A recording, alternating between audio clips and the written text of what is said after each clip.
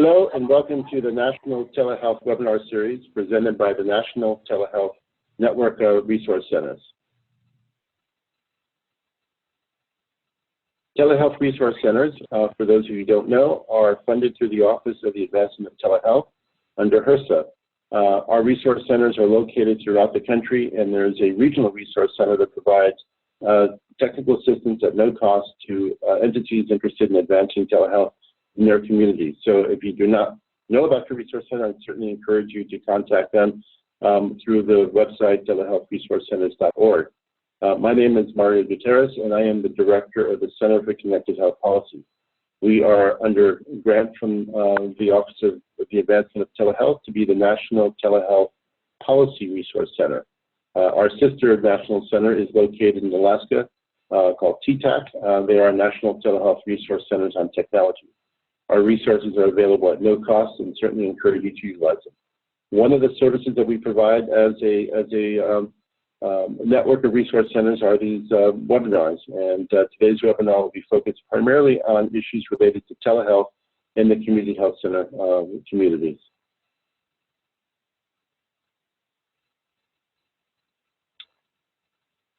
With me today will be Suzanne Milliman from the Milliman, Suzanne Phyllis from the Milliman Corporation, who has conducted a study for us under our grant from the Blue Shield Foundation to understand more clearly the costs associated with telehealth with selected resource centers. And then Truscott from Barton Health, the telehealth coordinator of one of the pilot sites that we worked with over the past year.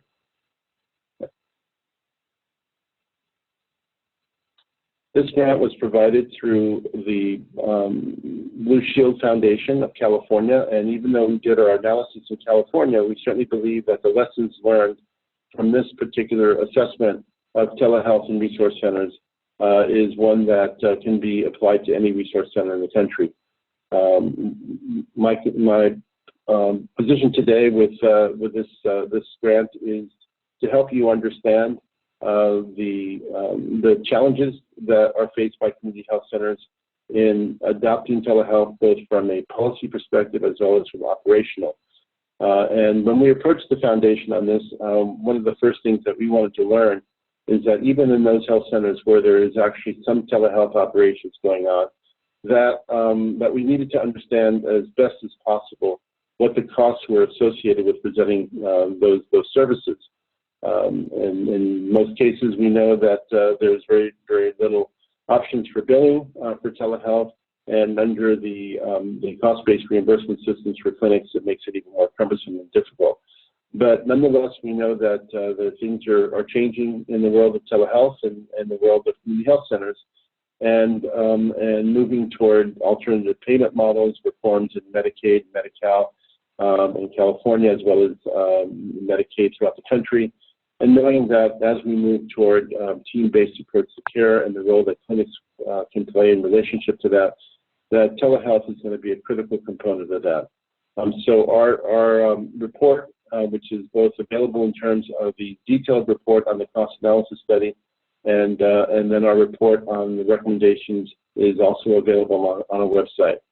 What we'll be presenting today is a perspective from what went into the analysis and the recommendations, particularly from the financing side. And then we'll hear from Ann, who will give you a perspective on the challenges and some of the lessons learned in this and creative solutions that Barton has developed in advancing telehealth.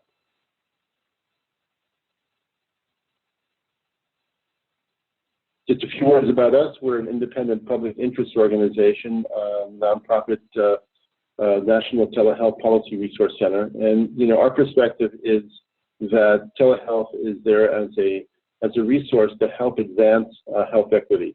We're not particularly about the advancement of the technology, but really how can we use these technologies to promote better systems, better outcomes, and get at the triple aim of healthcare reform.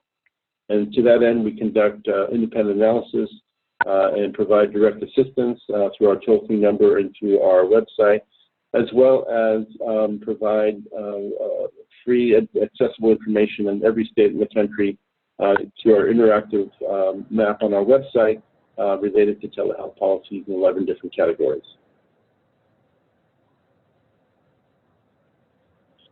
we always like to start these presentations with a grounding into what people understand to be telehealth. And certainly what consistent with the idea of reaching health equity, we believe that these technologies are very powerful in enhancing and improving the quality of health. Without technologies such as virtual care that are available, we are pretty much limited to the geographic access. But what telehealth has been able to do is to advance the notion of virtual care so that services can be provided across geographic distances in ways that they've never been done before, using digital communication technologies. And now with the advent and access to high-speed broadband through the FCC throughout the country, we're seeing a real revolution in how telehealth can be utilized at the community level for advancing healthcare.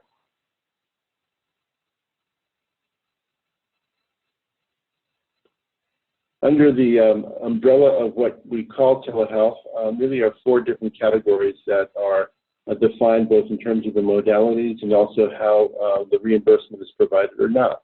The most common and what most people have been familiar with is live video, having a direct communication between a primary provider and a specialist over a specific outpatient or inpatient kind of care. Also, under the rubric of telehealth has been the development of what's called store and forward or asynchronous communication, in which secure digital images as well as even videos can be provided through secure websites to increase the efficiency and allow for access to specialists in non-real-time perspectives. This has been very successful with psychiatry, dermatology, as well as ophthalmology.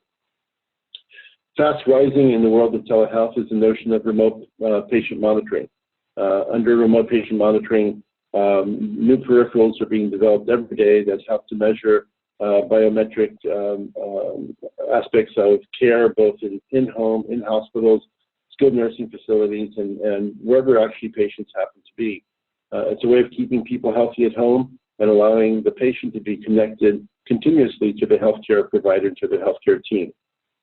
And then finally, mobile health is an area that has been fast rising in the context of the utilization of wireless technology, the use of smartphones, tablets, in liberating essentially the provider and the patient from the concept of the traditional four walls of a clinic or a health center. With mobile technologies, the care can be taken directly to the patient. The patient can be in direct communication with the providers through virtual portals and other means. It also provides a way for self-management of health behavior, disease management, as well as physical fitness and other aspects that are now being available through Fitbits and other kinds of smart devices.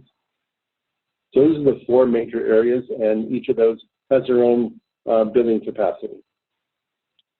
So the study that I mentioned was, as I said, funded by Blue Shield of California, and again, we wanted to focus specifically on understanding what are the true costs associated with delivery of healthcare under telehealth. The clinics that we chose were ones that have had a history of working in telehealth, either through previous grant programs, and those who have had some real experience in and have maintained their telehealth programs, either self-funded or through other means. Each one offered a very different perspective in how they use telehealth. And we also had a mix of both federally qualified health centers and rural health clinics associated with hospitals. And we had three rural projects as well as 2 urban projects. This information was collected over a year and synthesized by the Milliman group, and those reports are now available on our website. The highlights of the report, and I think what we're going to be getting into in this webinar, are where do we go? How do we use the lessons learned and the information gathered during the study? And certainly there are significant policy barriers, cost-based reimbursement being one, how clinics are funded both by Medicare, Medicaid dual eligibles, the expansion of Medicaid, and the ability or lack of ability to receive reimbursement for telehealth are all factors that are included in the report. But there are also operational barriers that within the clinics and clinic networks, there are the ability to make changes that can facilitate and advance the uses of these technologies in a very creative way to improve healthcare. But to do that, we have found that new models of care need to be developed. You cannot sustain a telehealth program as a separate, isolated cost center. It's critically important that the services provided through telehealth become seamless and integrated into the healthcare delivery system from top to bottom. Secondly, we think there's great opportunities for clinics to develop learning networks, either through clinic associations or through regional groups, to be able to identify and share their knowledge and common problems associated with telehealth delivery and reimbursement. You don't have to do it alone. I think by working together with other federally qualified health centers, that the challenges associated with telehealth can be improved and overcome through a shared approach. And related to that is even the concept of pooling together telehealth patient volumes, where some community health centers have small clinic volumes and cannot justify or sustain a program. There are certainly opportunities and ways to pool those resources in a way that to share the technology. And finally, to institute billing systems that to be able to track telehealth encounters. We have had such a focus on in community health centers and all health institutions in the notion of electronic medical records and meaningful use, but it's critically important that telehealth and tracking telehealth visits be coordinated and included within the medical record and ultimately as part of the health information exchange for better outcomes.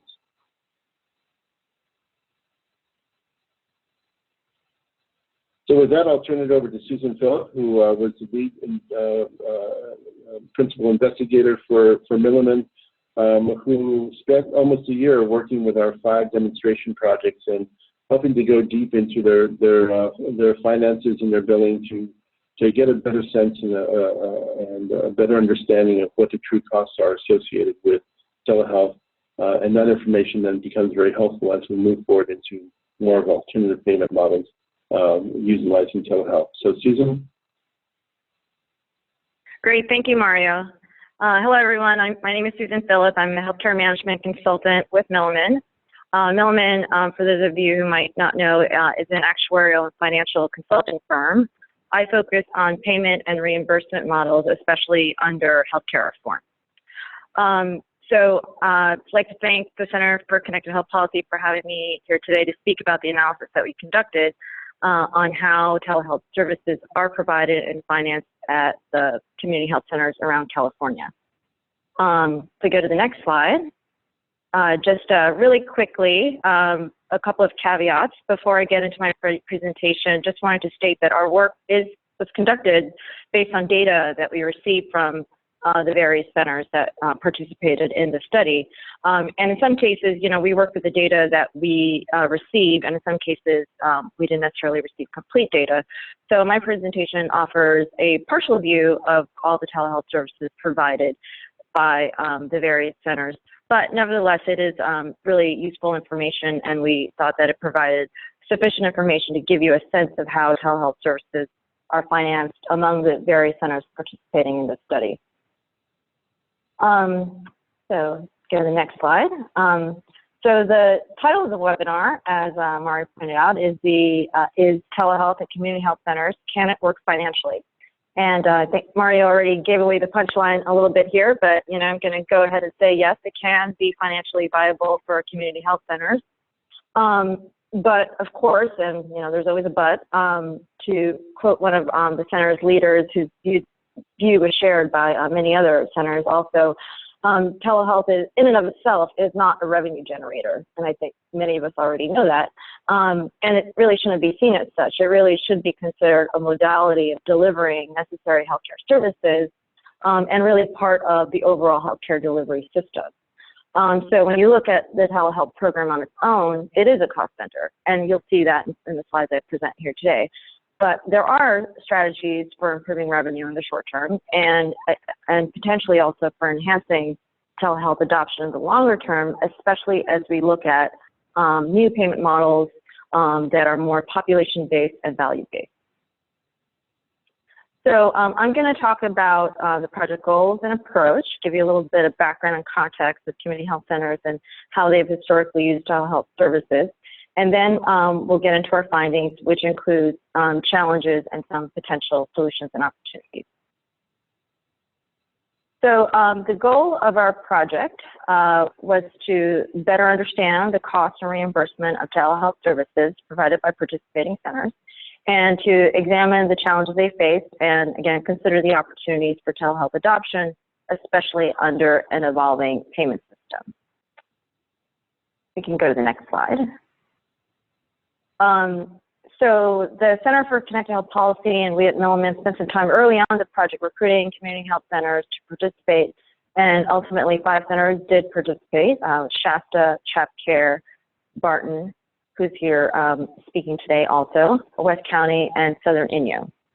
And these 5 centers actually represent a nice cross-section of the various California community health centers.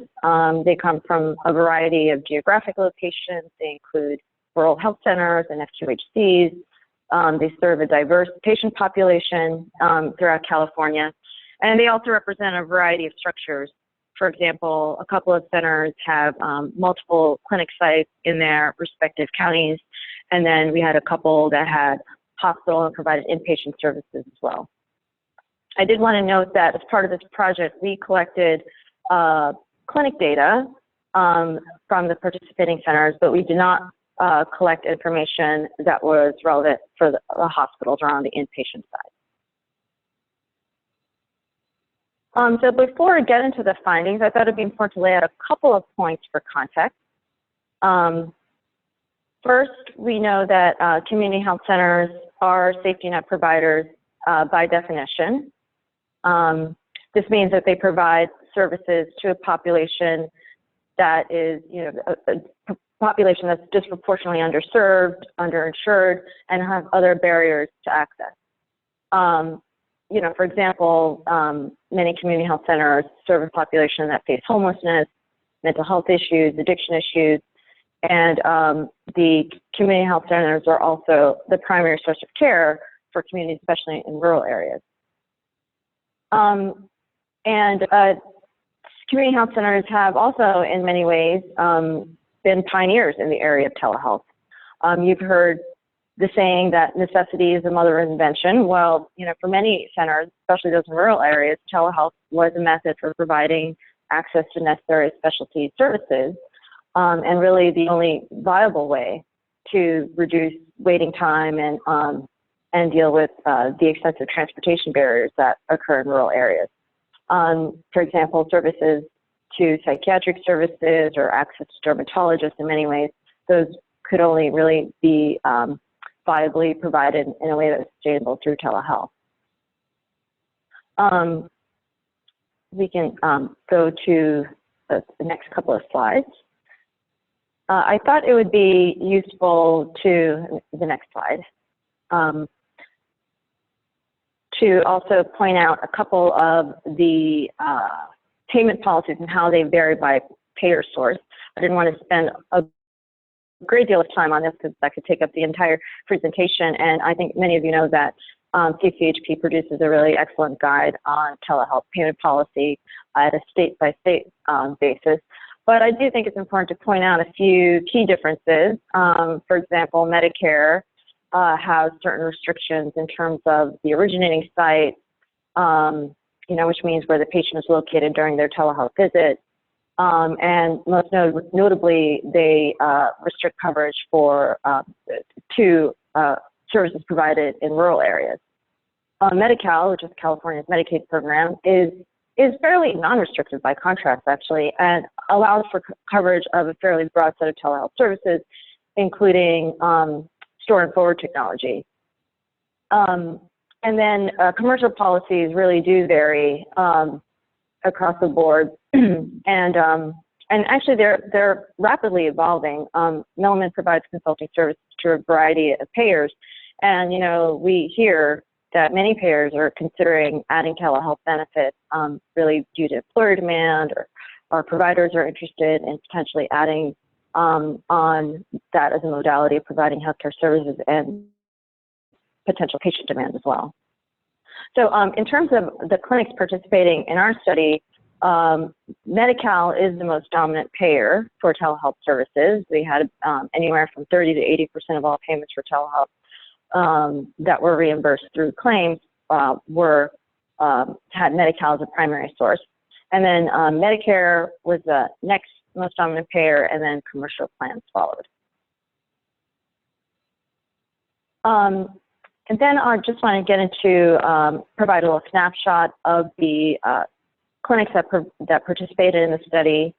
Go to the next slide.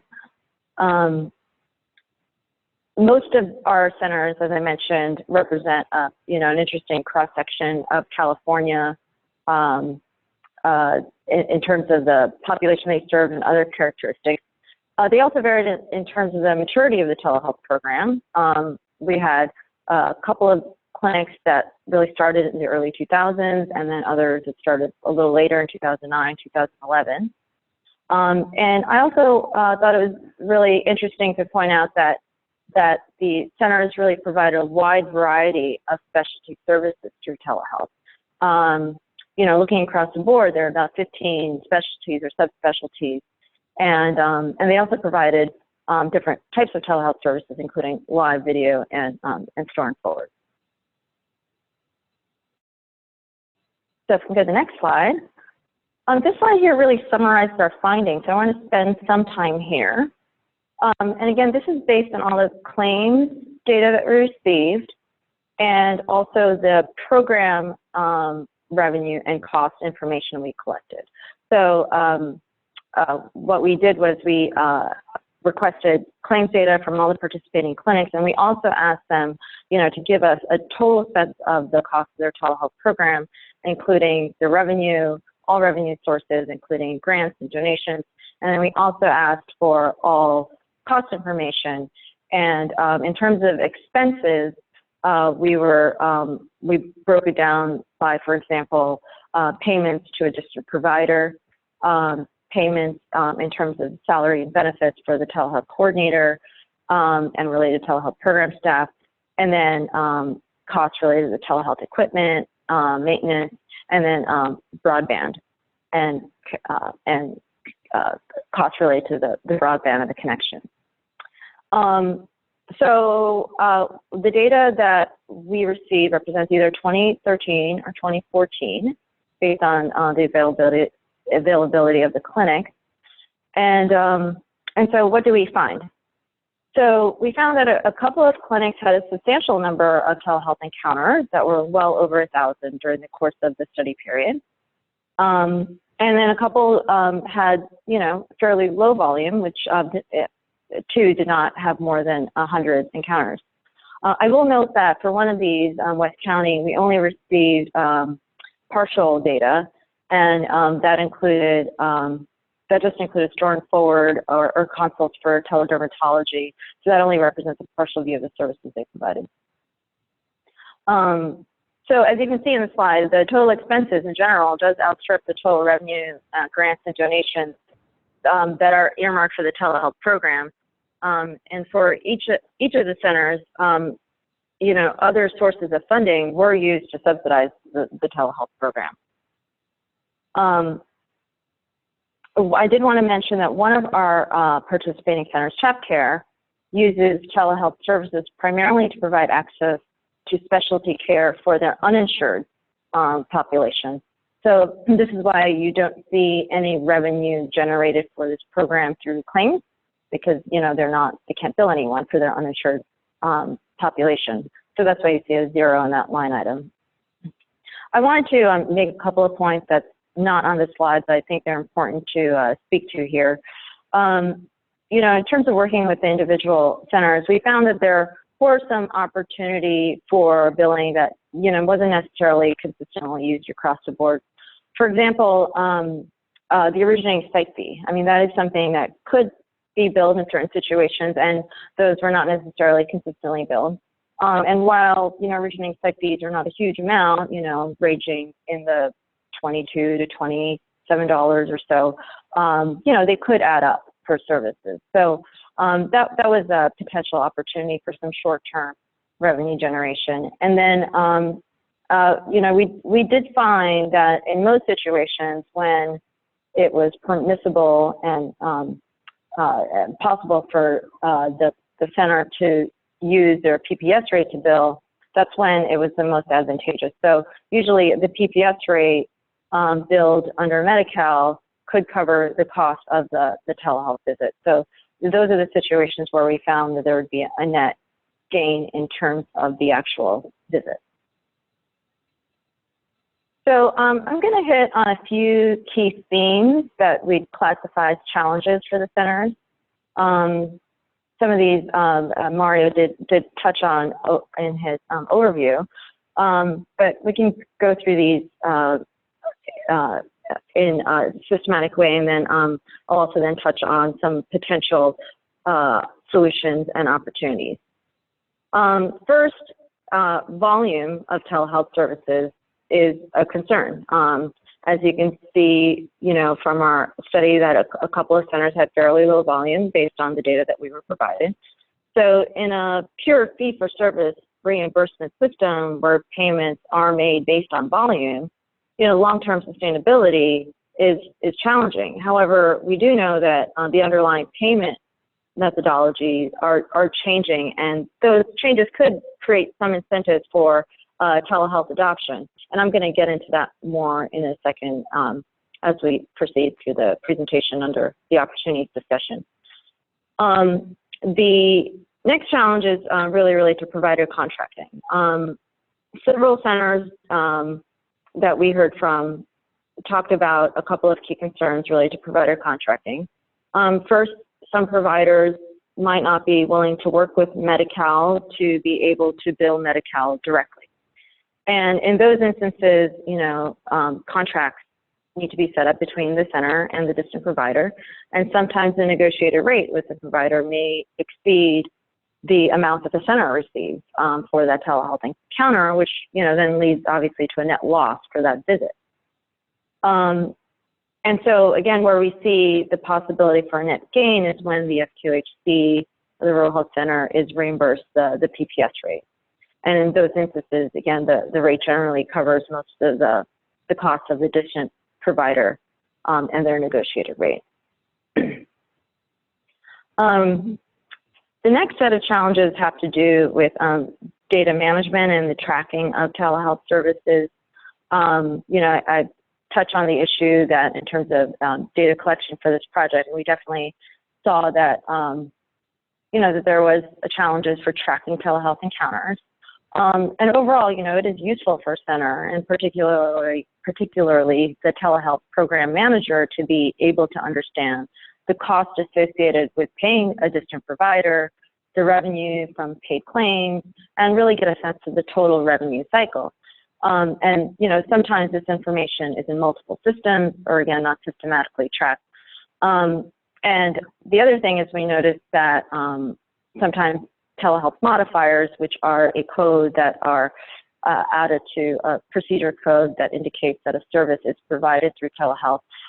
Sometimes these modifiers are not necessarily consistently used when they can be. So, so those are a couple of data tracking issues that we saw. And of course, you know, community health centers, as a lot of other healthcare practices and providers throughout the healthcare sector are facing, you know, they're facing health IT competing priorities, you know, EHR transition, meaningful use. So all of these things create competing priorities, and sometimes tracking something like telehealth falls down the list of the priorities. So we would recommend having some sort of internal tracking code through the EHR billing systems that can be used, especially so that a telehealth coordinator or manager can get a sense of the total cost of the program and the total revenue and the complete revenue cycle. And then the next set of challenges, and you know, this is the last one that I have here, but you know, certainly not the least daunting challenge, is the complexity of billing rules and reimbursement policies. You know, I added this slide to illustrate all the various considerations for billing, such as the type of insurance the patient has, the modality of the telehealth service that's being provided, where the patient is at the point of service, where the distant provider is, what type of provider is providing that telehealth service, what the negotiated rate with that distant provider is, whether there's another physician, such as the primary care doc, that's present with the patient. You know, and all these questions are related to how billing can be conducted. You know, the good news is that there are good resources. I know that in California, the California Telehealth Resource Center has a very good reimbursement guide. But you know, of all these different scenarios, just lay out the complexity of the billing and reimbursement system, and that certainly ends up being a challenge for a number of clinics. So, well, let's get into some of the potential solutions now. To go to the next slide. Yeah. And I think we've already touched on the first topic there on data tracking and tracking of telehealth services.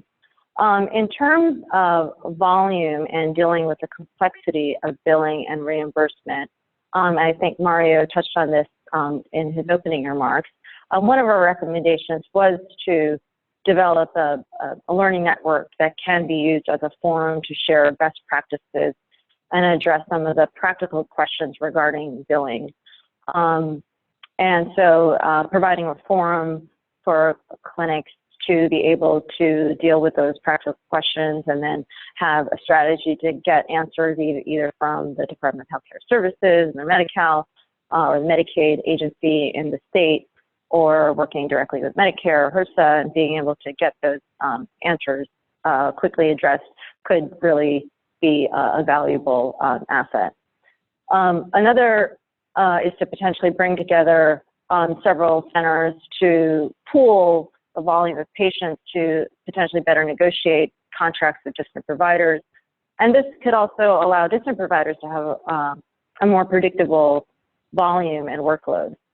So, for example, if several centers came together to contract with a telehealth vendor or with a distant provider, there could be some economies of scale on both sides. And then finally, the opportunity that I really wanted to make sure to highlight here are the opportunities to leverage telehealth as part of the overall health system transformation. So, you know, we hear about the triple aim, we hear about that Medicare, Medicaid, and across the board, there's a drive to transform healthcare delivery and payment models and moving away from our volume-based payment systems to value-based and potentially population-based models.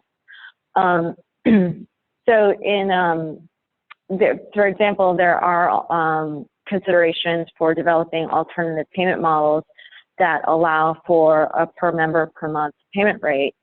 And that could potentially allow for some flexibility on how services are provided and could then provide opportunities for telehealth services as a way of providing potentially more efficient delivery of services, if appropriate, and if you know, for a specific circumstance, if it is considered more appropriate and more efficient. So alternative payment methodologies, just because then they become per member per month, and because they're not necessarily driven by a volume-based system, that could allow for flexibility on how services are provided. And so I wanted to give one example. Consider the use of telehealth to better manage care for patients with chronic conditions, or, for example, to manage post-hospital discharge. We've seen some real innovations on this front from the community health centers that we work with. For example, West County has been working with care managers to identify a group of patients that are considered super utilizers, or folks that end up using the ER or the inpatient setting on a high frequency basis, to identify them and then to better manage their care. And a number of these folks are actually homeless. So the care managers work with these individuals that are identified by taking their tablet and meeting with the patient. You know, they can meet the patient in a park or another place and work with them on their care plans, talk to them about their medication adherence, and then even have a remote visit with a care provider right then. If it's and if it's pre-scheduled, they can have it right then. And that program right now is funded through is a pilot program, and it's funded through grants. However, if alternative payment models allow for more flexibility, they're looking to these types of delivery models that incorporate telehealth to better manage a population. There could be some real opportunities to test these different delivery options, especially if telehealth is found to be successful in keeping patients out of the ER and a hospital when it is truly avoidable. And one thing I mentioned earlier is that Medicare is the second payer for the community health centers. As many of you know, Medicare has a number of initiatives that are trying to drive away from volume-based payments to value-based payments. And again, there may be opportunities to leverage telehealth where it makes sense under Medicare as well. For example, accountable care programs, especially under the next generation version of ACOs, Medicare is allowing for some of the restrictions around telehealth to be waived. For example, that services have to be provided in rural areas. That is a restriction that could be waived when looking at Medicare ACOs. So in summary, I wanted to reiterate that community health centers really have been pioneers in testing telehealth services, providing access to specialty services, and there are challenges that are exacerbated when they're facing low volume and when payments are volume-based. But under the current climate of healthcare delivery and payment transformation, there really is opportunity for further adoption of efficient healthcare delivery models, and there's a real place for telehealth in that transformation effort. So that is the end of my remarks, and I wanted to turn it over to Anne, who was, again, one of our participating health centers, and she's going to talk to us about their experiences. So, Anne?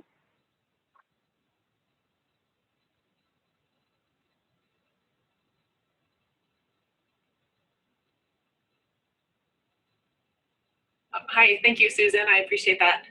I would like to say thank you to Mario from CHP and also Susan from Milliman for the opportunity to participate in this grant. The data collection process and recommendations were really instrumental in identifying what we were doing well and, of course, opportunities for improvement. So with that being said, I am Ann Truscott, Telemedicine Coordinator, and I'm going to talk a little bit about some of our challenges and reactions to the grant results. So next slide, please. So just a little background information. Barton Health represents a community healthcare system based in South Lake Tahoe, California, with a designated health professional shortage area. We do operate a rural health clinic across the street from the hospital, and we're only 7 miles from the Nevada state line border. Our mission characterizes the importance of safety while engaging local residents in health and wellness. The vision emphasizes compassion and quality, and the strategic plan aligns with telehealth initiatives to improve access to care, define quality, and gives values to our value to our customers. I think aligning the telehealth objectives and goals with the overall strategic plan is very important for our organization. I think it's really helped us through some of these challenges that I'll talk about. And next slide, please. So since 2009, we have been offering telehealth services in our outpatient setting. Our goal is to assist the local primary care providers with diagnosis and treatment recommendations.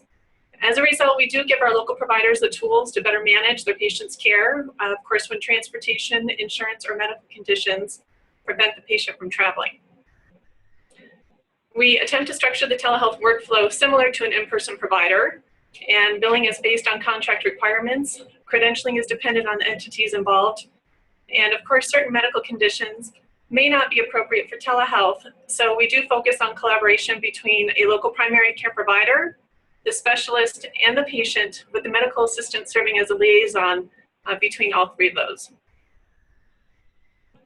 Next slide, please. So over the last 6 years, the evolution of our telehealth program has experienced a number of challenges. And it turns out that this data collection period from 2013 to 2014 was really a pivotal time in our organization as we moved from multiple charting and billing systems to one consolidated electronic medical record across the organization. And this transition definitely complicated our ability to pull accurate data, but in the long run, I think it was the best choice. Additionally, director turnover can really impact the growth of a new program, since the education process really has to start all over again. So for example, from 2009 to 2014, Barton experienced 3 new directors and medical staff, 3 new IT directors, 3 new revenue cycle directors, along with 2 new outpatient office managers. Fortunately, our most recent IT director is familiar with telehealth, and 2 of our previous medical staff directors did have some experience with telehealth. And finally, the majority of our telehealth services do take place at the Rural Health Clinic.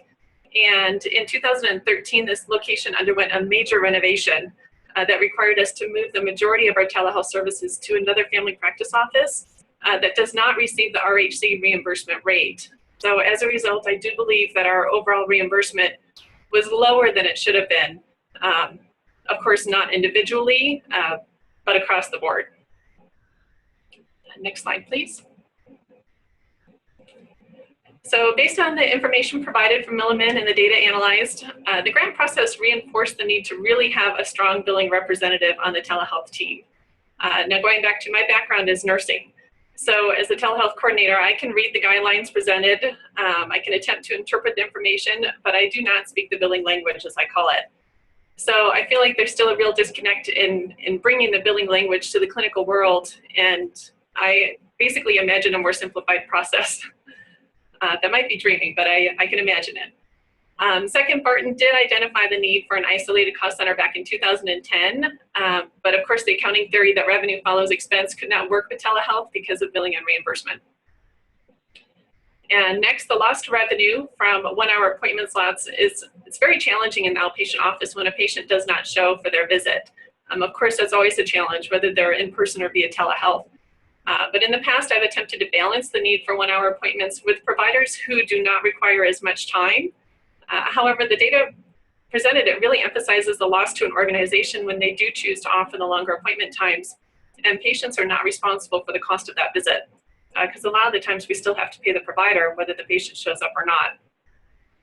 And finally, challenges with pulling the data was definitely an issue in 2013 and 2014. Although some things have improved, it is still an issue because we do not have control of all of our data, considering we're under a host site for our electronic medical record. For example, I do not have the ability to pull specific reimbursement information because of my access. I can see general information, like how much one particular provider was reimbursed based on their data service, but I'm not able to look at what exactly was paid per insurance carrier on an individual patient. Overall, I can, but not on an individual. And next slide. So just a few items that the grant did not address, but I do think that it's important to mention because they are a significant source of revenue for a lot of organizations who offer telehealth.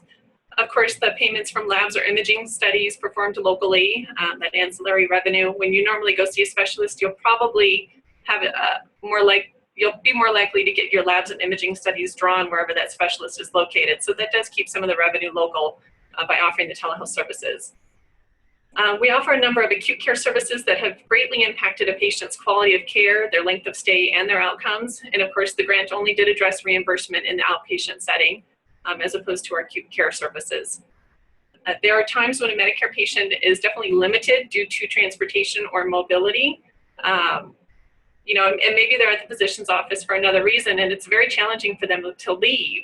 So there are times when I've performed a stored dermatology consult, even though we know that we're not going to get paid for the consultation, I would go ahead and do it anyway if it would really help the local provider in the care of that patient.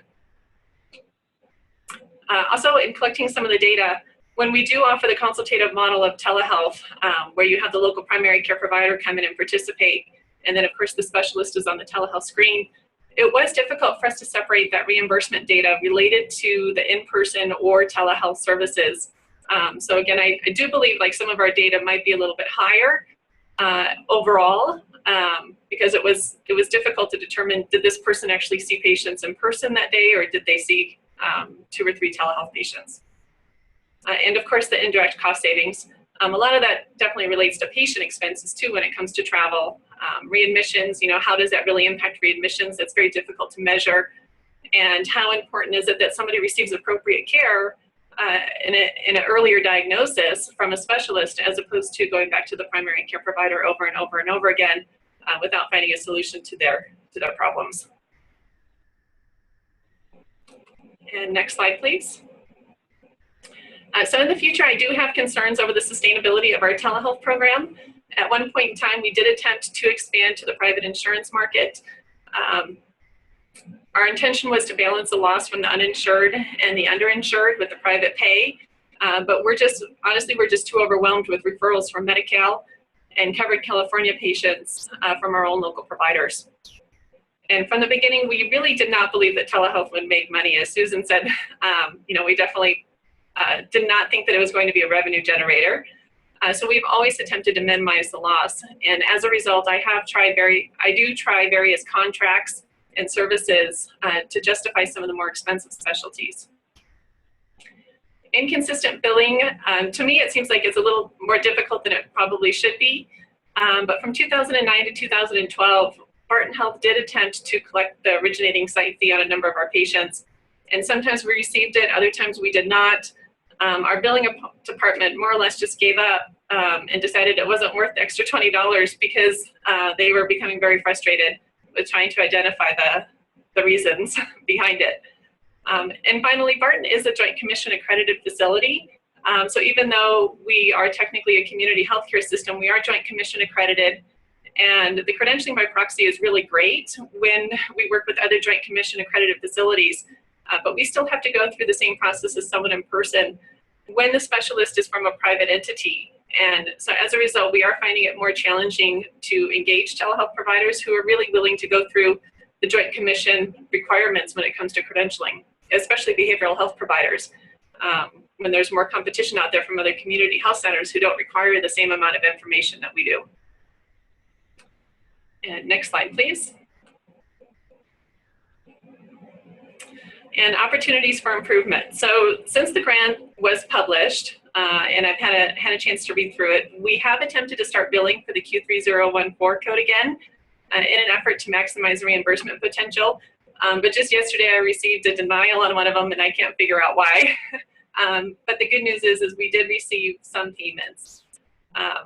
Barton is also actively looking at equipment options to implement a remote monitoring system, and the intention is to use the remote monitoring in our home health, hospice, our transitions in care, and the medical home model.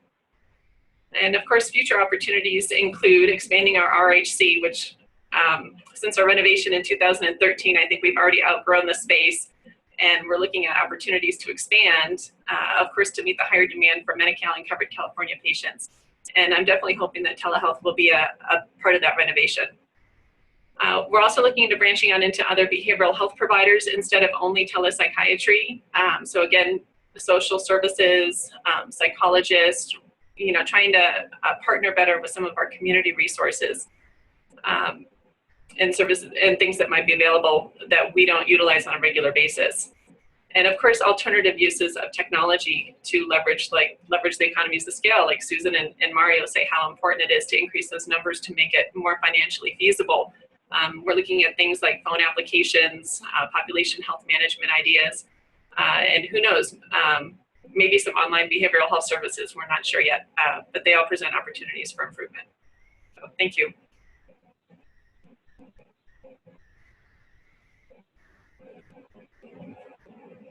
So there was one question that came in regarding the variations in cost across the clinics on the cost per patient visit. Susan, if you want to address that question. Sure, yeah. You know, what we essentially did was take a look at the actual data and see what was billed and what was reimbursed. And the cost per encounter was based on what the claims data said. So the amount that the various clinics the claims that they sent in for billing purposes did vary based on, you know, whether the patient is Medi-Cal or whether the patient is Medicare. So they were looking at the allowed claims, and then the other, you know, it does depend on whether they were billing the PPS rate or whether they were, for example, if it was a Medi-Cal managed care patient, were they billing the negotiated Medi-Cal managed care rate. And so it really depended on the patient and what they were allowed to bill. So that's why there was such a wide variation, and because that was based on what the centers actually billed for. I wanted to just get back to this question of community health centers as the entry point for what previously had been the uninsured, who now have choices as to where they can go, and management of multiple chronic diseases within individuals and families. And what seems to be the crossroad that we're at with community health centers in a new world with lots of choices. So there are mini clinics, there's virtual docs through Teledoc and American Well and companies like that. I'm just wondering, from your perspective, Susan and Ann, what messages we can advance to the clinic world that would help them be more competitive in this market and really find what their niche is using these technologies. Well, I would say from a clinical perspective, my largest problem is definitely the no-show problem. And I think when you give somebody a on-demand type service, like through Teledoc or someplace like that, it really does, you know, it prevents that whole frustration right there with the no-show, where you just talked to a patient 2 hours before, they said they were coming to an appointment. Now it's time for their appointment and they don't show up. So I think something like, you know, being more consumer engaged in what the client is wanting when they want it, I think there's definitely some advantages to it there. And I think it is worthwhile for us to look outside of the box as far as how we have always provided traditional care and think, okay, so how could we manage these chronic diseases in a way that makes it more convenient for a patient? Susan, you have a comment?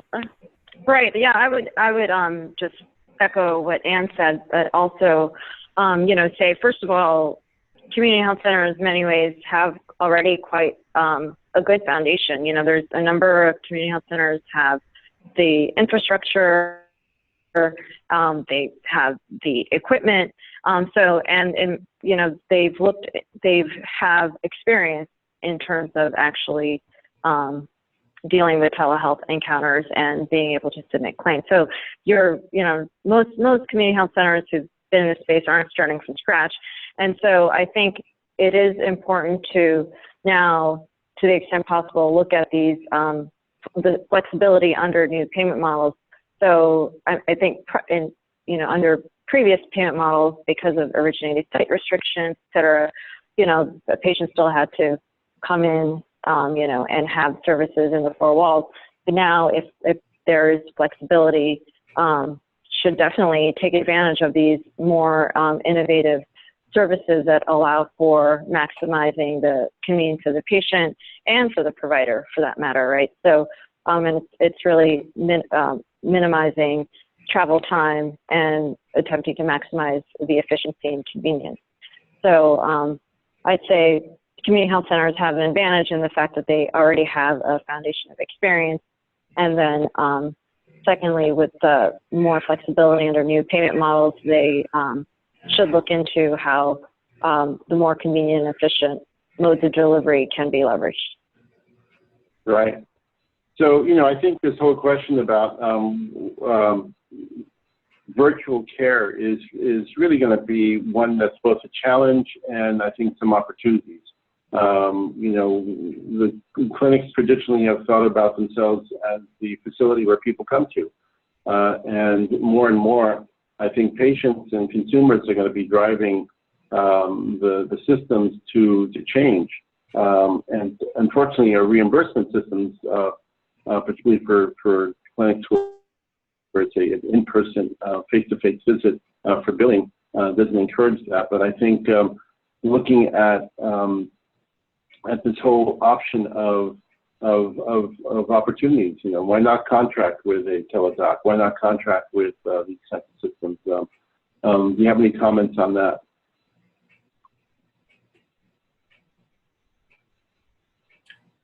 I personally think that it's very worthwhile, you know, to consider those contracts. You know, I've always been, I don't know, maybe I like to learn from my mistakes. I'm not sure, but I definitely believe in variety and trying something at least once to kind of get a feel for how it works. So, you know, I'm certainly not opposed to it.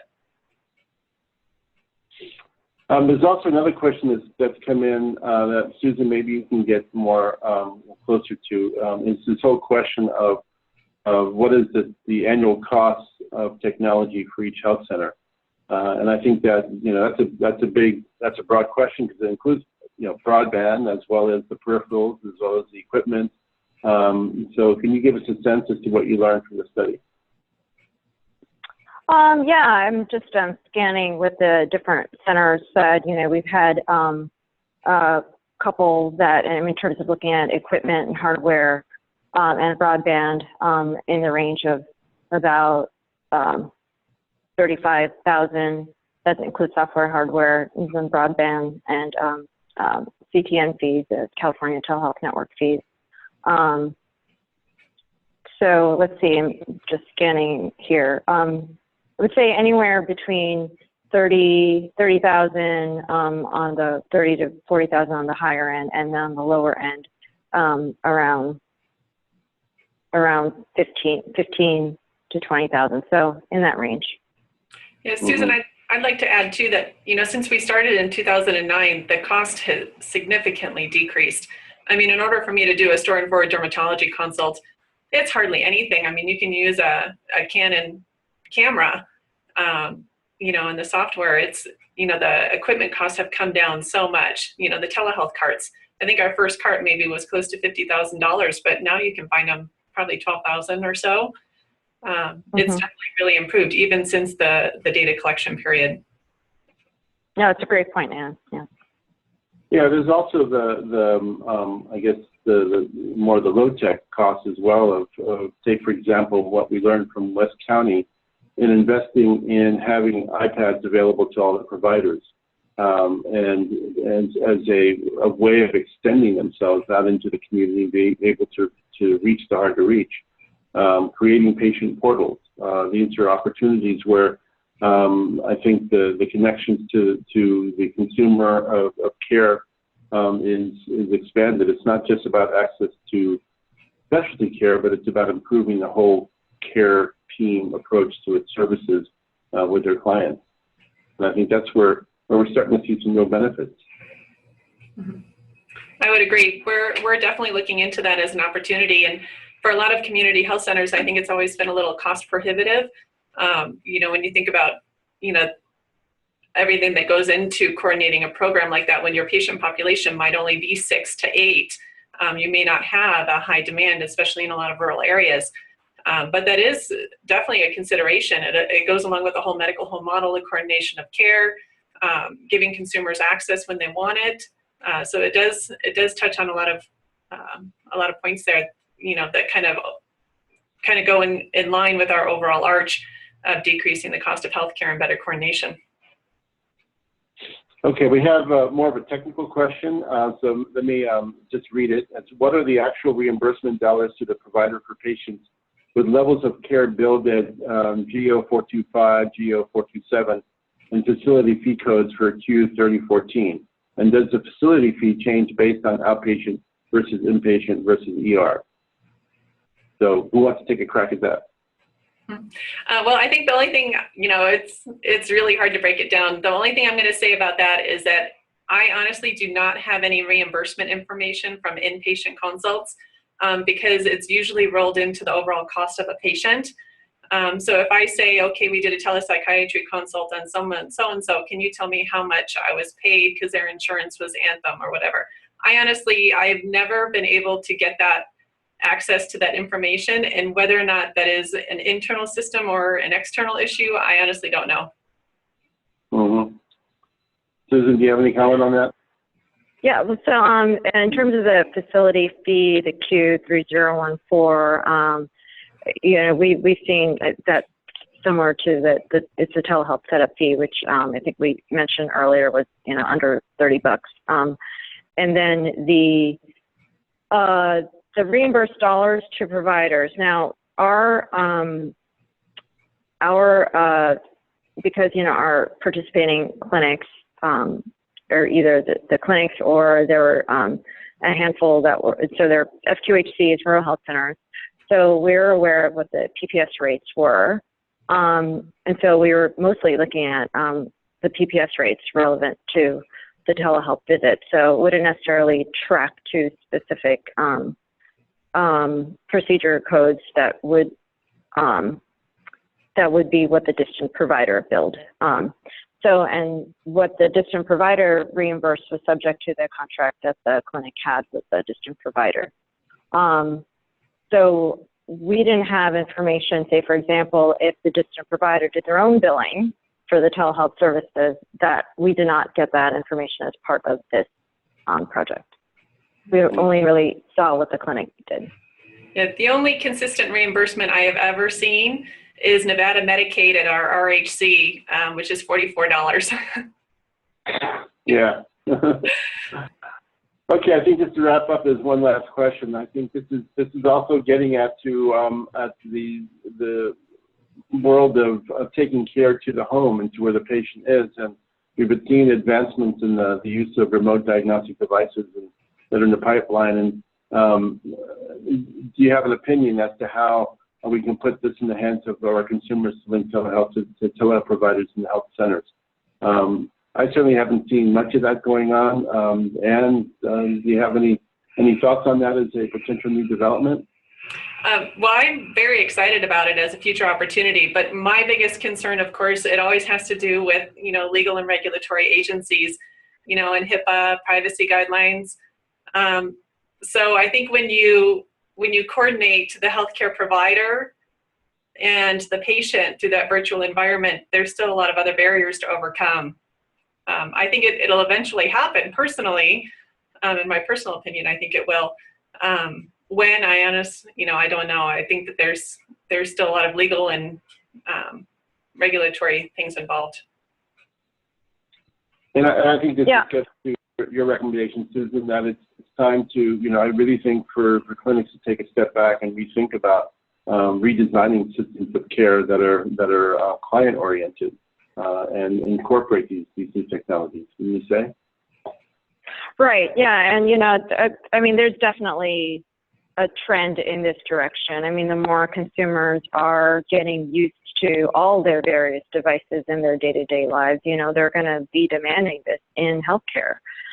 So I definitely think that, that is where the future is going. But yes, there's, as we know, healthcare as a sector is slower to adapt than other sectors, and there are regulatory barriers. But there's also real clinical questions that, I listened to a recent talk given by folks at Kaiser who are looking at all kinds of ways of maybe potentially sending home devices with patients to do things like certain types of home testing and be able to send that information off, even be able to provide kind of remote kits that you could take to take blood samples, for example, and, even have some of the diagnostic testing associated with labs even done remotely, so it's I really think there's a great deal of innovation happening here, and so we will eventually, it always takes time where the regulation and the guidelines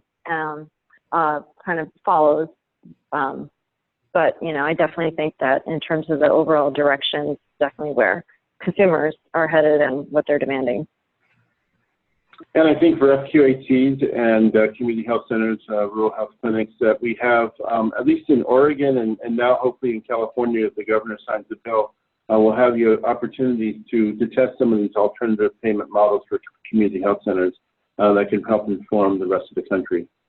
So I think with that, we will conclude the webinar. I just want to remind folks that we have the detailed report from Milliman on our website, as well as the overall report and recommendations. In addition, we wanted to let you know that we will be having, this is one of a series of webinars. Our next one will be coming up on October 15th. This will be presented by our TechSLA TRC down in Texas, and the focus will be on school-based telemedicine, improving access and outcomes. And again, if you have the time, please, if you're interested in a copy of this webinar, you can go to our website, not only this webinar, but previous ones. And please, if you have time, fill out the evaluation and help us improve the quality of these webinars with your comments. Here is the link for that SurveyMonkey. And again, thank you all. And we really appreciate your help in helping us move forward the world of community health centers to be in this brave new world of technology and telehealth. Thank you.